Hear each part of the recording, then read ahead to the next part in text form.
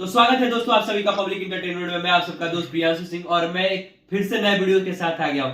भैया आप सबको बता दूं कि भोजपुरी के पावर स्टार पवन सिंह जी का होली गीत अब आने ही वाला है, क्योंकि मैं इसलिए ऐसा बोल रहा हूं कि भोजपुरी के तमाम कलाकारों का होली गीत आ चुका है, जैसे कि खेसारी लाल यादव जी, रितेश पांडे जी तथा अन्य कलाकारों का भी होली गीत आ चुका है। अब भैया एक इंसान का तो भाई हर ओकेजन में लेट से गाना आता है, लेकिन सबसे बेस्ट गाना होता है। तो भोजपुरी के पावर स्टार पवन सिंह जी का एक नहीं 5-5 होली गीत आने वाला है। तो भैया आप सबको बता दूं, कंपनी का अभी मैं डिस्क्लोज नहीं करूंगा, इसलिए क्योंकि अभी वो फाइनल नहीं हुआ है और आप सबको मैं गलत न्यूज नहीं देना चाहूंगा। भैया जो भी न्यूज है सटीक न्यूज मिलेगा आपको।